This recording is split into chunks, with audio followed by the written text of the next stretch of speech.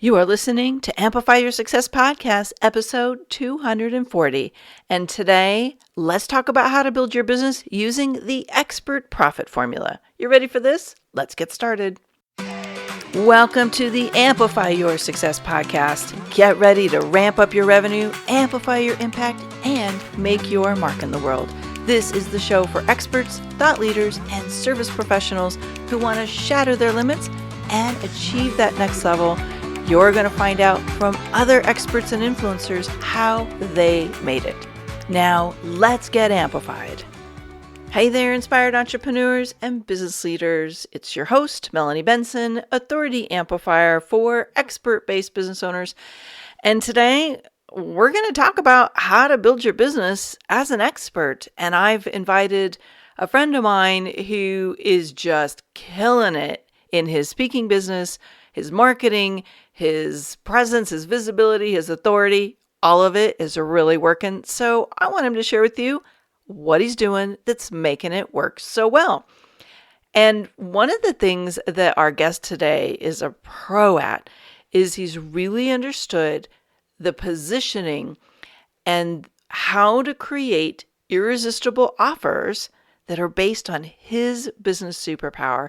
It's one of the pillars in the 8 steps to becoming a highly paid authority. Now, if you want to get a jump start on how to turn the tables on your expertise and become a go-to expert and banish those invisibility blues, then head over right now to authorityamplifiers.com and download my 8-step guide. And I'll give you a roadmap to becoming the best go-to person in your marketplace. Now, let's tune in to my guest today because he's also got some crazy cool advice I can't wait to share with you. Hey there, amplifiers. It's your host, Melanie Benson, with just somebody I'm so excited to introduce you to today. Let me introduce David Newman. Now, David Newman, CSP, is a member of the National Speakers Association $1 Million Speakers Group. He's the author of the business bestsellers, Do It Marketing and Do It Speaking, 77 Instant Action Ideas to Market, Monetize, and Maximize Your Expertise.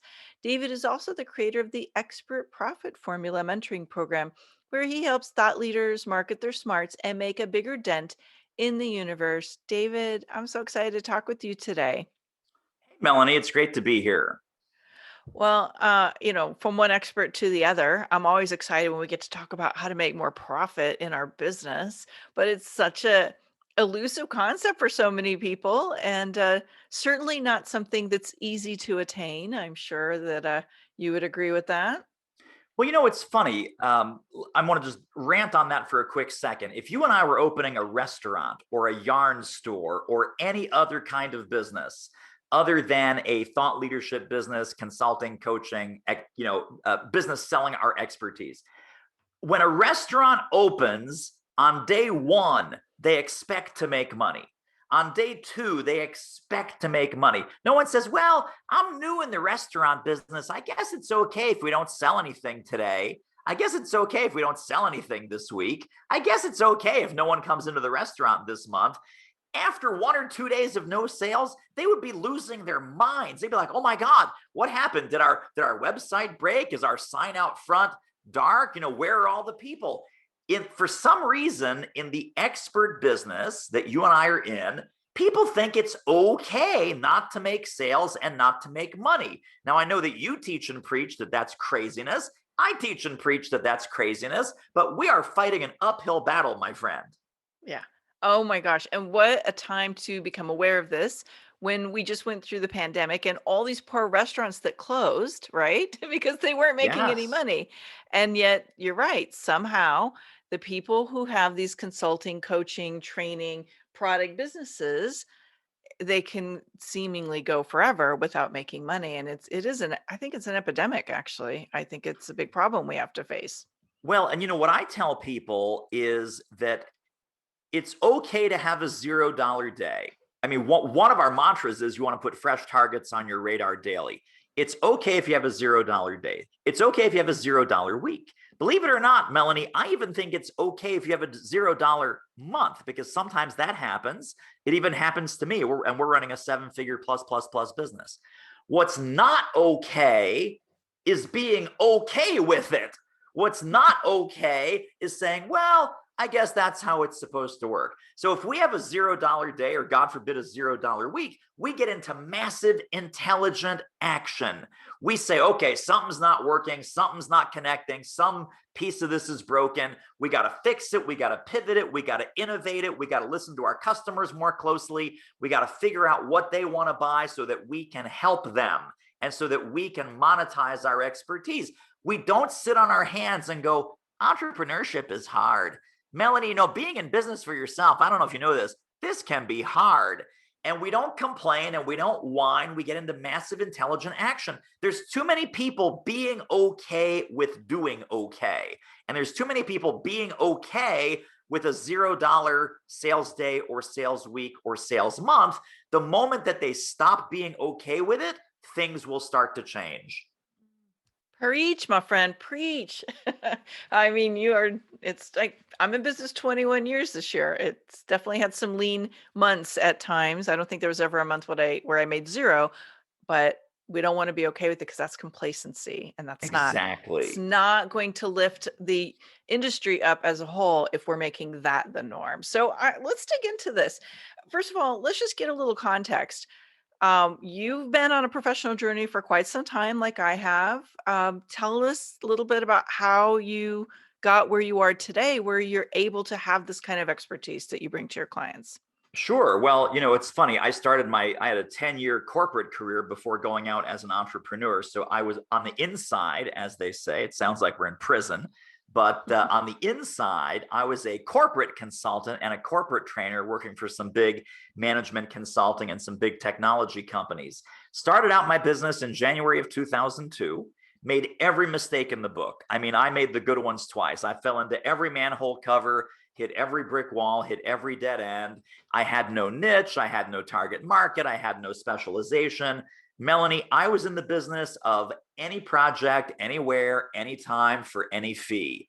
And I can tell you from firsthand experience, that is not a recipe for success.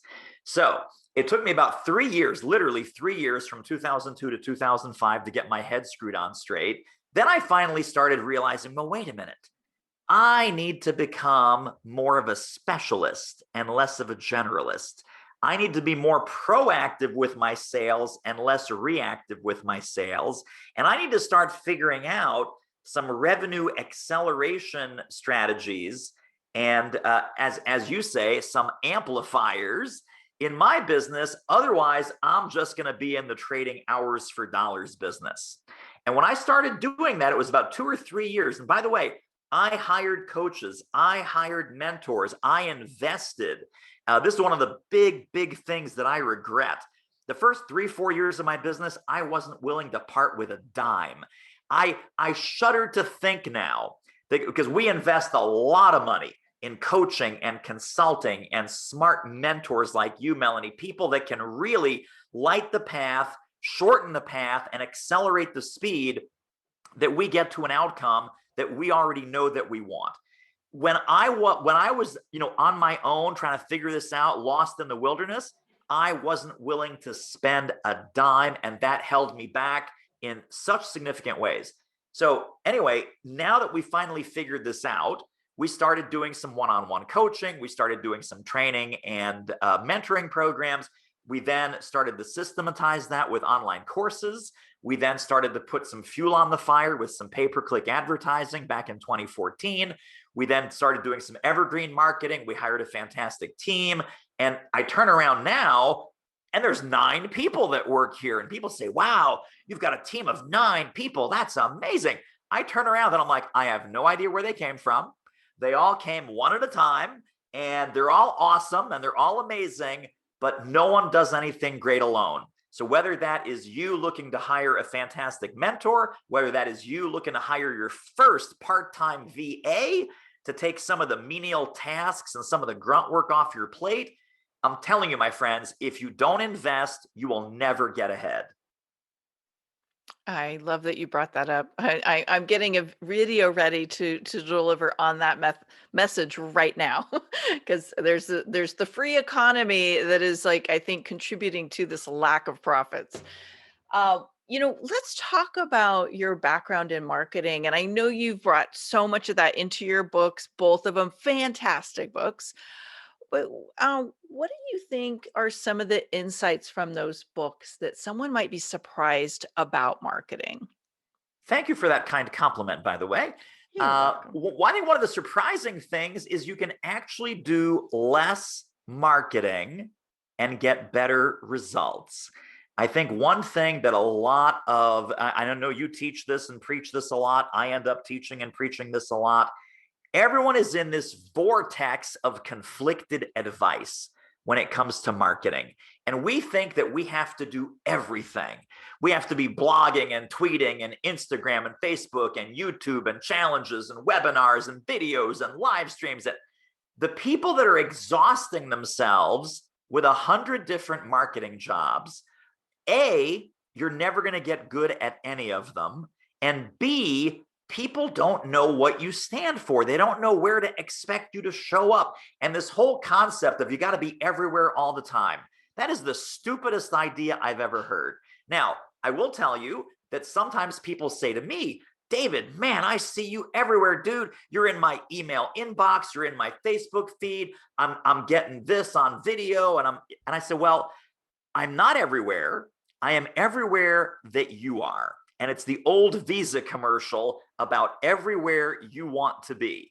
So I am everywhere in a very narrow, very specific pond, right? I can't afford to market to everyone. I can't afford to serve everyone, and neither can you. So the more specific we can be, the more targeted we can be, the less marketing exhaustion you need to put yourself through. You can send an email, you can put out a Facebook ad, you can have a YouTube channel.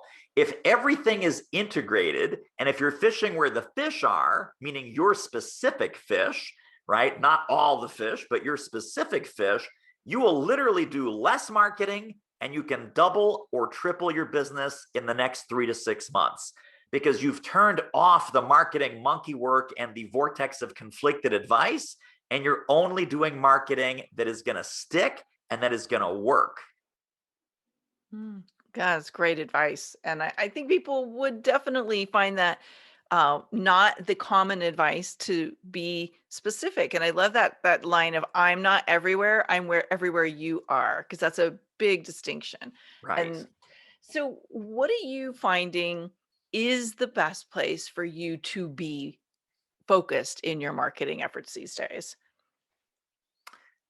Well, there's a couple of things. I think, everyone is really exhausting themselves with content, and I don't think content is where it is right now. I think what has replaced content is conversation and community. The more you can build a community around your expertise, don't just cram people's throats down with content. Content now is a commodity. So here's a news flash for everyone. And you're hearing it right here on Melanie's show. The world does not need more content from you. Got bad news. World does not need more content from me either. There is a glut of content. Content is now commoditized. You know what's not commoditized? Conversation, two-way conversation. What I say in my Do It Marketing book is if you don't like the word marketing, scratch the word marketing, replace it with 4 new words. Offer value, invite engagement. Invite engagement means invite conversation. When you start to invite conversation, and that could be very simple. That could be comment on the blog. Hey, reply to this email. That could be interaction on a Facebook Live. That could be something that you're putting out there by way of a survey or some sort of two-way communication with your audience. And then you take that two-way communication and you make it 5-way and 12-way and 17-way by building a community around that conversation so that you humanize yourself with your prospects and make yourself more accessible. This is so funny because, of course, we're living in a world where we can have thousands of email subscribers and thousands of YouTube subscribers, and hundreds of people are on every webinar. That is one way. That is one-way communication that has been commoditized. When people feel heard, when they feel part of something, when they feel a sense of belonging, when they feel that, you know what, I just love Melanie Benson because Melanie gets me. Melanie understands me. Melanie's talking to me and I'm talking to Melanie. That's why your business is taking off like a rocket ship, because you are in conversation with your community. And we need to do that at every possible opportunity. I love that. I love those 4 words that replace the concept of marketing. If you don't like marketing either, it's brilliant. Yeah. Offer value, invite engagement. True. So I would imagine that you're witnessing a lot of people kind of doing this all bass backwards, if you will, or making some big mistakes that are kind of getting in the way of that profit. Like, what do you see? If somebody's listening into this and you're like, okay, David, that makes a lot of sense, but it's still not working for me, or I don't know how to get there. What do you think they're doing wrong? Well, a lot of people do the first half of that 4-word phrase, offer value, and they never invite engagement. They never invite the conversation. So here's what that sounds like. People will say to you, Melanie, I've been blogging every week for the last 7 years and it hasn't done a gosh darn thing for my business. Or Melanie, I send an email every week or every 2 weeks and I've never got a shred of business from any of those emails. And it's like, well, let me look at the email. Let me look at your blogs. Let me look at your social media posts. Oh, great content, great ideas. No conversation, no engagement, no invitation to connect or take the next step. And when I say take the next step, please don't misunderstand. It's not buy my stuff, buy my stuff, buy my stuff. So what's an example of invite engagement? End the blog post with, what do you think? Or a really simple baby micro engagement is like, comment, share, subscribe, download. All of these things are little micro commitments that invite people to engage with you. And then when you're doing some other strategies like a Facebook live stream, or you're doing a webinar, or you're posting content, make sure that there is always a conversation after the content is posted. So this is something where people feel, I'm on and people are tuning in to listen to me. They are not tuning in to listen to you. They are tuning in to respond to you. And if there's no opportunity to respond to you, there's no opportunity to buy from you. Think about that. If there's no opportunity to respond to you, there is absolutely not going to be an opportunity that they're going to want to take to buy from you. So the very first sale is a response, a non-financial response. Like, comment, share, download, tweet, retweet, subscribe, whatever it is. If you're not making those micro offers, if you're not having a 2-way conversation, if you're not replying to every single email. So people will send an email and say, hey, hit reply and let me know what you think. And you get 10, 20, 50, 75 replies. If you don't reply to each and every one of those people, they know that you were faking it. They know that you weren't serious. I will send an email saying, hey, hit reply and let me know what you think. And I will literally get between 30 and 50 replies every single time I do that. I personally reply to each one of those people because I want to have a conversation with them. So it's not fake engagement, it is real engagement. When I bring people on camera for a Facebook Live, we have a conversation. It is not what David thinks. It's not David preaching from on high. It is a collaborative conversation with the community. And whoever wants to raise their hand, I am happy to bring them up onto the virtual stage on my Facebook Live and have a conversation with them. People go, I can't believe you bring like just strangers onto your Facebook Lives. I said, well, they're not strangers. First of all, they're either fans or subscribers or someone, and they're my future clients. So please don't be surprised that I bring them on camera during a Facebook live stream. These are my future. This is my community. Of course, I'm going to be loving on my community. We don't do enough of that.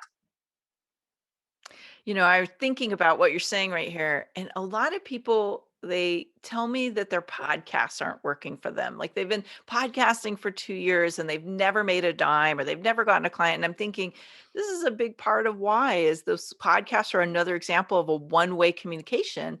And they really haven't mastered the art of engaging people in conversation around it. So that's brilliant. And I could see so many places where this is playing out for different expert people, people building a business around their expertise, thought leaders, all of that. If there was one place that you wish that people like us who are building a business around their expertise, what is that one thing you wish they would learn to master? Outreach. We are Outreach. so deathly afraid of outreach. When you, especially once you've had this mantra and this philosophy, and these people are no longer strangers, why we're not doing simple, non-pushy, non-weird, non-salesy outreach and inviting people to a next level conversation about how you can help them. Now, the problem with this, of course, is all of our internet marketing friends. And of course, you and I are both pretty savvy internet marketers. So no disrespect to the method, but people have really screwed this up. They've screwed this up by calling it a strategy session. I got to get you on a strategy session. Let's do a free coaching call. And people can smell the desperation and they can smell the sales pitch coming. So instead of inviting people to a strategy call or a discovery call or a free coaching session, why don't you simply invite them to a conversation? Why don't you simply invite them to a virtual coffee? Hey, you know what? Let's grab 20 minutes on Zoom and have a virtual coffee. I think I have some ideas that might be helpful to you. And then depending how that conversation goes, the way you can wrap up that conversation is, well, Melanie, this has been really great. And, based on what you shared with me, I think there may be 2 or 3 ways that I might be formally helpful to you. Would you like to find out what those are? Or, this is an area where we do a lot of great work with our clients. Would you like to have a separate conversation about what becoming a client might look like? And it's a bold, clear, honest, open question. Think about it this way. Imagine if you just had a beautiful dinner at a restaurant and the waiter comes up to you and says, would you like coffee? Would you like dessert? You would not throw your fork down and be massively offended. I can't believe you asked that question. It's a natural extension of what's come before. So if you and I are having a fantastic conversation about your business, I might say, well, Melanie, this has been so fantastic. Based on what you shared with me, I think there may be a couple different ways I could be more formally helpful to you. Would you like to set up a separate call to find out what those might look like? And you can say yes to me, and you can say no to me, and you can say, well, not right now, David, I got some things happening. Let's check in next month. All of those answers are good. Would you like coffee? Would you like dessert? There is no wrong answer. No, thank you. I will have a cup of coffee. I will have coffee and dessert. I will have just the dessert and no coffee. These are all good answers. But somehow we manage to catastrophize these. Like, oh my God, I can't invite them to a conversation. Sure you can. So as long as you're clear on what the first conversation is, friendly coffee chat. Second conversation, would you like to find out how you might want to become a client? Would you like to find out some ways that I can be more formally helpful to you? This is not a catastrophe. This is being helpful. This is being useful. This is inviting people to a conversation about how you can help them. I'm thinking of so many people over the years who've told me how uncomfortable that makes them. And you just made it feel so much easier. And I'm wondering, like, in your personal opinion, David, does this fall into a personality trait? Is it a belief issue? What do you think gets stuck for people in really like just making that invitation? I don't think it's great question, by the way. I don't think it's a personality issue. I think it's a phobia. I think it's some kind of fear of rejection, fear of, there's a great book, is old negotiating book called Yes Lives in the Land of No. And I will just tell everyone listening in right now, my friends, you wouldn't even have to read the book because the title is so filled with wisdom. Yes lives in the land of no. If you want more yeses, you have to be willing to risk a few no's along the way. When we don't ask, we don't get.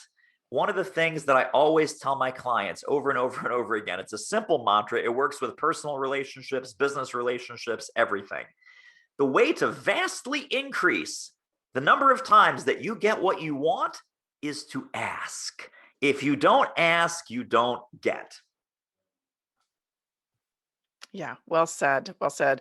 I know a lot of people get stuck on that. So I was really curious where you see that. And I agree. I think it's a fear. And I think there's some belief stuff around it as well.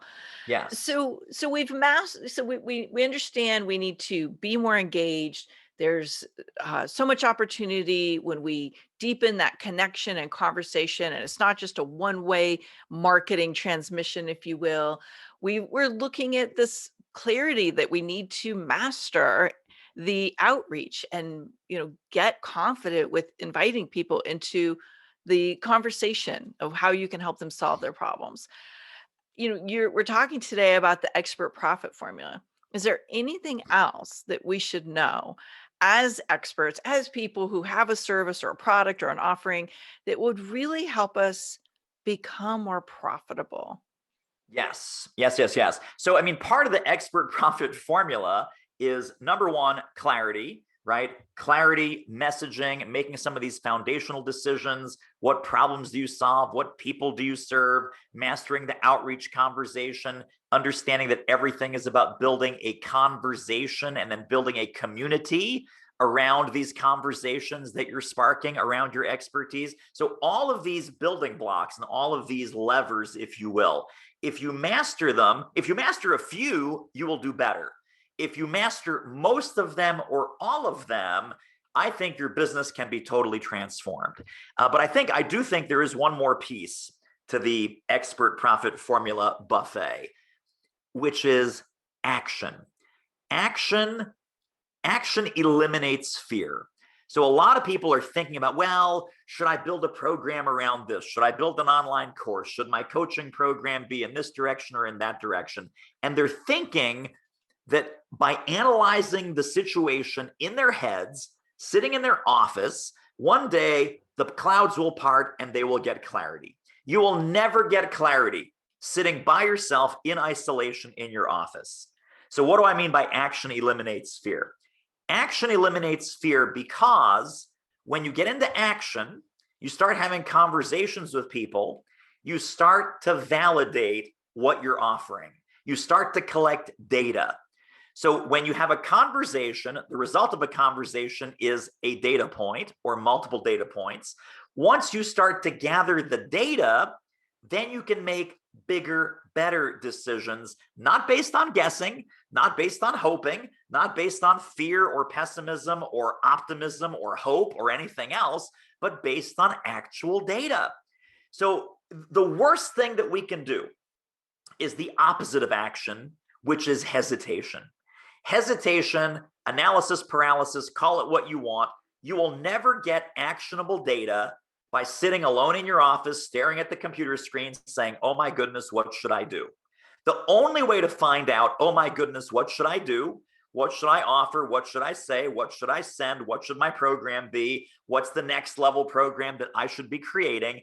Is to get into action. Take a minimum viable baby step, have some conversations with people, collect the data points, then you'll get a clearer idea of what your next step should be.